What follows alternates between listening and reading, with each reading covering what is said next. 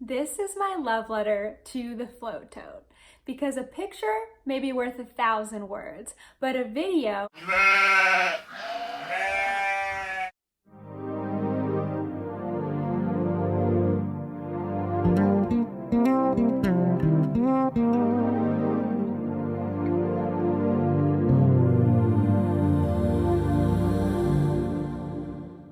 Hey everyone, my name is Natalie, also known as Knitty Natty, and this is the Float Tote family, the Float Tote and the Float Tote Mini. These are crocheted out of kitchen cotton like sugar and cream, peaches and cream, and you can find both of the patterns in the description box below on Ravelry. You can get them separately or you can buy them together for a discount. So this is sort of my love letter to the float tote. I'm gonna talk about the inspiration behind designing it. I'm gonna talk about sort of my journey through the design process. I'm also gonna talk about how to use it, and then I'm gonna tell all of the details that you need to know so that you can see if you're interested in this pattern.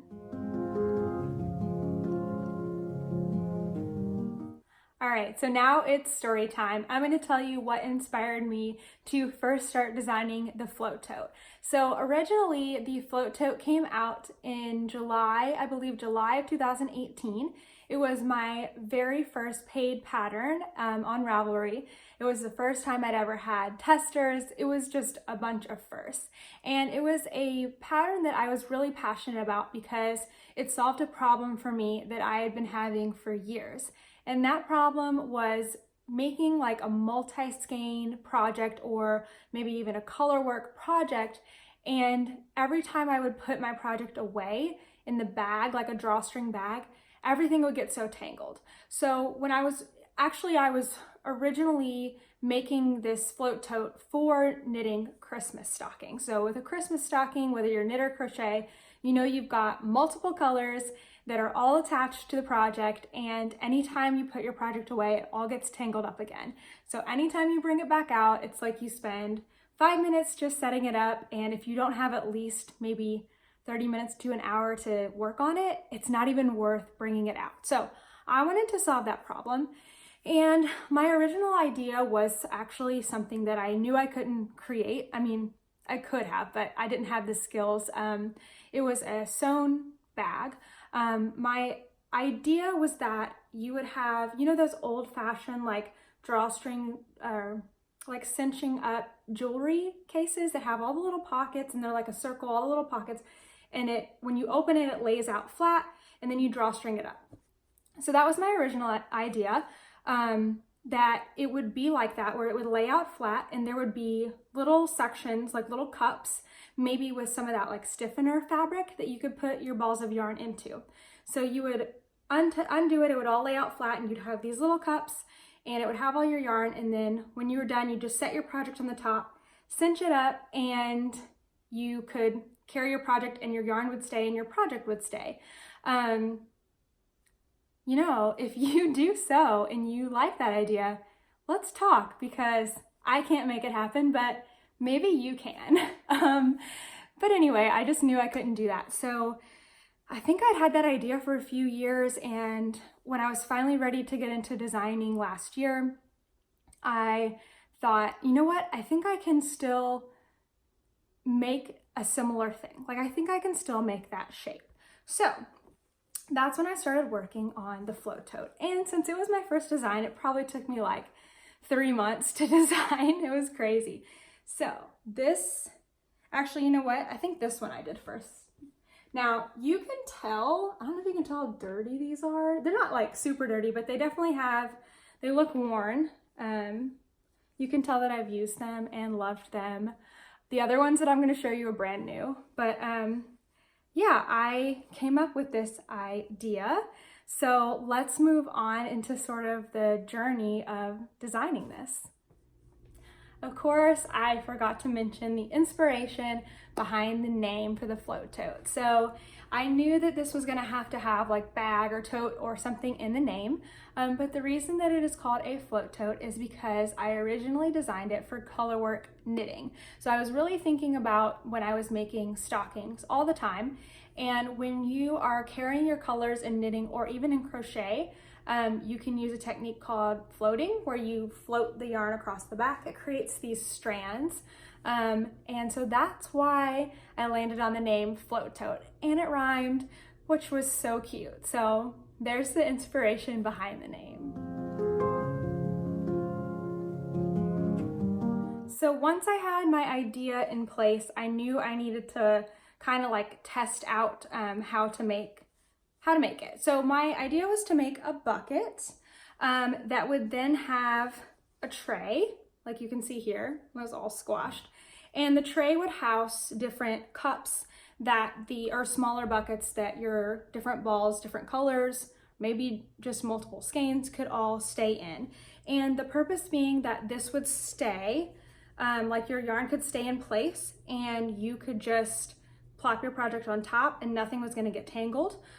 Or in the case of like a colorwork stocking, you could actually rotate. If you're working like back and forth flat on something with intarsia, you can work your project one way and then it needs to flip and go the other way. And with this, you could just turn and things wouldn't stay tangled. I also wanted these to be removable, so I came up with the idea for snaps to remove them. These are just magnetic snaps that you press on. So with that, I had to start thinking about fabric. And by that, I mean like the stitch and what kind of yarn I was gonna use. So I was really pretty much had decided on using kitchen cotton. I really like sugar and cream because it's just a tad bit thicker than, it's about the same as peaches and cream, which you can get at Walmart, but sugar and cream seems to come in more bright colors. Not that I ended up using any bright colors, but it does have more options. And it is, sugar and cream and peaches and cream are thicker than like Hobby Lobby, I Love This Cotton, or some of the other things that were out at that time. And I knew it needed to be really dense and really thick, so I decided to use the yarn held double. And then I also needed a stitch, and single crochet is, to my knowledge, the densest like basic stitch that you can do. It's not tall, it's squat, it's close together. So that's how I ended up with single crochet. Now, when I started designing this, I was still like, I don't know if I'd ever really crocheted a circle except for making like dishcloths or kitchen scrubbies. So I really didn't know like how I could make a flat circle. So that began the process of lots of swatches trying to make a flat circle. I would, increase too many in the first round and then I would have this wonky thing. So that really took me some time, but once I had that basic shape, it actually was the foundation for every single part of this. So if you are a new crocheter and you haven't crocheted in the round before, this is actually a really good project. And the reason is that you can start wherever you want in the pattern, but I suggest you start with a small bucket, which also begins with a circle. And then you begin working up like the walls of the bucket. So I suggest making at least one of those first. The next part of the pattern is this tray, which is just, the tray is just so you can like take it out of the bucket if you want to, but also so that you don't have snaps on the bucket itself, because then the snaps would be sticking out on the bottom. This part wouldn't be as washable. Like this is the part that's gonna get dirty. This is not, so you can take all this out and wash this one. But yeah, so I suggest doing it that way because every single piece in here starts the same and you just build on it. So this being the largest piece, and then you make this large bucket. So that was kind of the process. And then of course, once I made one, I had to test it out. And then I decided, you know what? This is there's like cotton fuzz everywhere. This one is a 3 skein size. I actually have put more than that in here, but this will hold 100-gram cake of fingering weight yarn. It'll also hold like other thicknesses of yarn if they're not 100 grams because, you know, they're bigger. It holds like a ball of yarn, like a hand wound ball, really well, and it just rolls. That's why it's got this little dip in it right here, so you can pull that through. And I like having the snaps a lot because you can pull it out. You can set this on the table in front of you and pull your yarn, and it's not just gonna plop over because it's got that stability. So after I did the 3 skein size, I decided to make a 5 skein size. This baby is even bigger than it was when I first did it. I mean, the handles are so stretched because I've just used and used. I think I put it through my arm. You can't do that at first when you make it, but I can now. And it is massive. And this one, of course, holds, it's gonna flop. There's like dog hair. I don't know whose dog hair that is, probably mine. This one will hold 5 skeins of yarn. Again, if you have like 5 big skeins and some smaller skeins, I kind of like tuck them in between. That totally works. Oh, look. There's a yarn label in there. What I like to do is once I think the last time I used this was for, it was for my Woolberry wrap, which is a very large knitted wrap. It had 4 skeins of yarn. So I would take the yarn label, once I'd wound the yarn, and I would put it flat on the bottom, and then I'd put the cake in on the top, and this squeezes the cake. So you can pretty much pull out of the center like a yarn sock.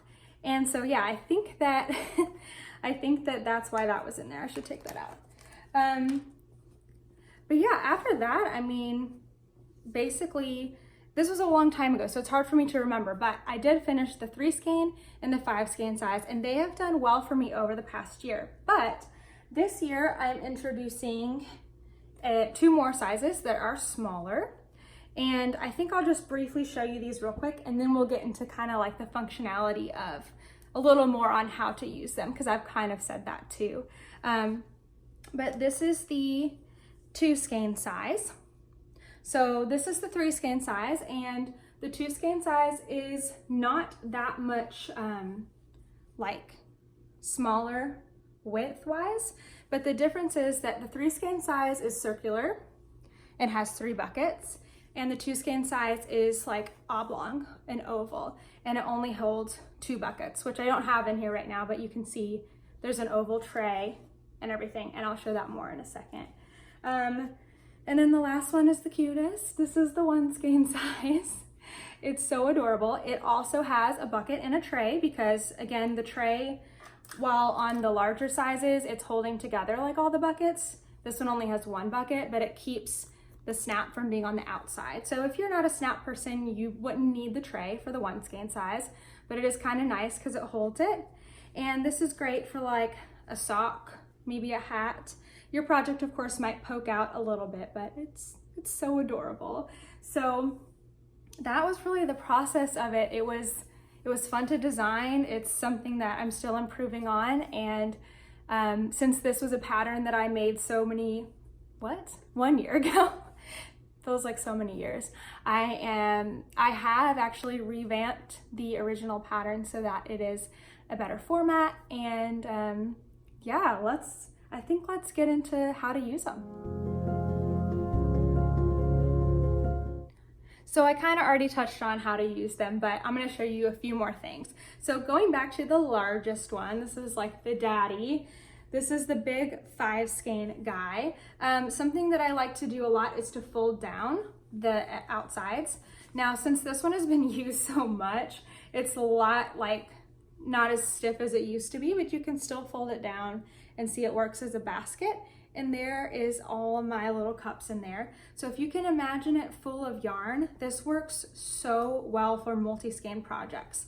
I have used it for like big shawls where I may only be working with 1 or 2 of the skeins at a time, but they're all in here. And then when I'm done, I just plop it down, turn these up, and I can carry it away like that.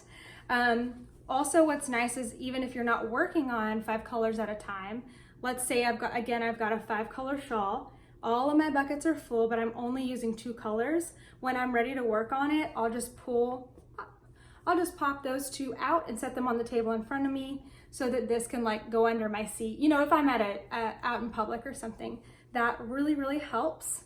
I do take these in public all the time. It's actually made knitting or crocheting with color work very portable. So the one that I probably use the most is my 3 skein size. So for example, last Christmas I was working on a Christmas stocking that used red, green, and blue. What? Red, green, and white. And so I had red, green, and white in here. And I was on a deadline, right? Christmas. And so when I would go to knit night, it was super easy just to flip that over, take it to knit night. I actually would put, like, if I didn't want to bring my purse, I'll put other stuff on top too and just keep it all in there so that I don't have to carry another bag because I'm lazy. These can withstand a little bit of weight. They are 100% cotton, so that is, you know, they're really sturdy. But then what was nice is sometimes if I would have, this was a, it wasn't an intarsia stocking, it was a colorwork stocking, so I wasn't using I was only using 2 colors at a time, but you can, if you're using all 3 colors, like I said, you can kind of rotate it. So like you knit across, you flip, you purl across, you flip back, so that your yarns just twist, untwist, twist, untwist. If you've done intarsia colorwork before, you'll know what I'm talking about, but if not, don't worry. These are not just for colorwork. They can definitely work for anything. All right, so now I have my new babies. You can tell they're like super clean, super stiff, like stand up on their own because they haven't been used yet. But so this is the 2 skein size. This one is part of the Float Tote mini pattern, and it's oval on the bottom. So this one just has 2 buckets inside of it. One is hiding inside another float tote. But you can see this is just under 100 grams. It fits this really well, like super snug. When it is 100 gram skein, you just kind of stretch it and let it go in, and it will hold on to it really, really well. So this is going to be the perfect size for anything that is 2 skeins, or you could have 2 projects at a time in here. I think this is going to be another one that I will use a ton because while it is called the mini, it is not that small. Like, it's not tiny. I can still put my hand in through it, and I'm sure over time I'll be able to slide it up my arm too. But yeah, this is the 2 skein size. And then the last one, I debated on this one whether this was necessary, because there's, you know, when you have a 1 skein project, like you can just throw it in a drawstring. It's really not a big deal. But there's something convenient about this. And what I like so much about it is when I'm carrying it around, like, yes, the handle is kind of small, like a few fingers fit through here, but I'm not putting my arm through it or anything. But what I kind of like about this size is that you could definitely set it inside other bags. I've actually been setting, these actually unintentionally will nest together. There's 3 that are circular, so those will all nest together. But this one will also fit inside the 2 skein. I'm pointing to it. Here's another one of the 2 skeins. I'm pointing to it like you can see it. This will also fit inside. Actually, look, there's one inside there now. It will fit inside of it. And my 3 skein and 5 skeins will fit inside each other too. But anyway, that was unintentional, but it's really nice. So you could put that inside another project, but you can also fold this down. And this is just something like really nice to have beside you at your table, wherever you like knit at night or in the evenings. It's also really great for if you're traveling. I know some people really prefer, I have a friend that prefers to wind her yarn by hand. And if you have a ball of yarn, you know that it likes to run away. So this is really great because whether you've got the cup or not, I do prefer the cup, but you can put it in here and you can just pull your yarn out like that and it's not gonna run away. But if you're traveling, this really squishes up nicely. So you can just, you know, have it packed away. If I take out the cup and the tray, it will go completely flat. So it's a good thing to like keep in your yarn bag for whenever you might need a yarn bowl. But yeah, so it does have still a tray. That's again because the magnetic snap, so it's not on the outside because it will like scratch your table and you can't wash it. But I think this little baby size is really good for socks. So I have the toe of a sock here, and when I'm putting this in here, I'm kind of having to put it like curving around, but it gets in there nicely, and it might poke out, but that's okay because it's so cute. So those are all 4 sizes of my float tote. I think I'm done. I don't think I'm making anything bigger or anything in between. I think those are the sizes that I'm gonna stick with for now. All right, so now let's talk about those details like yarn and needles and gauge. I am gonna be referring to my computer over here just to make sure I get all of those details right. But first let's review the yarn again. So all the bags I used sugar and cream, and they use sugar and cream held double. It's not the only yarn you could use. After sugar and cream, I would definitely suggest peaches and cream. I have had some people make it out of Hobby Lobby I Love This Cotton.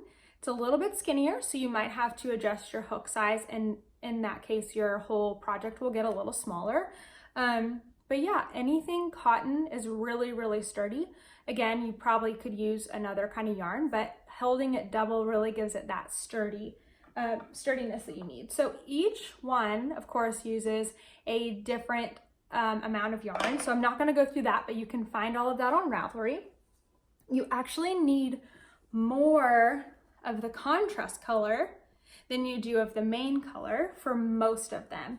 And that's because the contrast color is like the whole bottom. And then you can also do what I did here, which is marling. But this is totally your bag. So I've seen all kinds of different things that people have done. They've done one color, they've done more than 2 colors. Some people have used scraps, or they'll like marl the entire bag, so hold one strand of one color and one of the other. I've also had somebody make theirs with recycled grocery bags held with a strand of sugar and cream, and that is by and far my favorite, most creative. It was super cool. So that is totally up to you. You can kind of take the suggested yarn required and figure out if you have enough and like how to use it. As far as the gauge, it is tight. It's 11 to 12 stitches in single crochet over 4 inches, and that's in the round. So definitely make sure you swatch that way. And that's of course with the yarn held doubled. So that is quite a tight gauge for such a thick yarn. And to get that, I needed a J hook. This is my favorite Clover Amour hook. And you know, you might need something bigger or smaller, but that is a really dense gauge. So I just caution you when you're making the float tote that you take breaks and don't try to make it all in one day, because it does hurt your arms and your hands because you have to get a lot of torque on it. So just be gentle with yourself and don't rush through it. Okay, I totally lost my train of thought, but we're back. So there's not really any special stitches in this bag. It's fairly simple. It's all single crochet. Oh, I didn't talk about this though. There are a few different edgings that you can do. Really, you can do anything, but there are 3 that I suggest. So the first is quite simple. It's just change back to your contrast color to do the last single crochet round. The other is one of my favorite edgings ever, which is has several names: reverse single crochet, crab stitch. I think there's another one, but now I can't remember. But this one, if you need help with that, I actually have a video tutorial on my YouTube channel for this stitch, and it walks you through just how to do that. And then with this latest update, I added a 3rd option. This is called the spike stitch. You might see it like, you know, with more stitches in between, but I just have one regular stitch in between and then one that's kind of elongated. And I also have a video tutorial for that one. So the video tutorial for these 2 edgings are together. You don't have to buy the pattern to see this video tutorial, but because it's already public on my YouTube channel. The only other thing sort of special is that you begin in a circle in the round, getting dog hair on it. And I like to start in the round with magic loop because it really, or magic circle, it really just tightens up nicely. So I also have a video public on my YouTube channel where you can see how to do magic circle just to help you through those few things.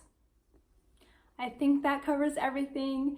These are seriously my most used ever made project, and mostly because I put other projects I'm making in them. So I'm gonna go ahead and sign off my love letter to the float tote.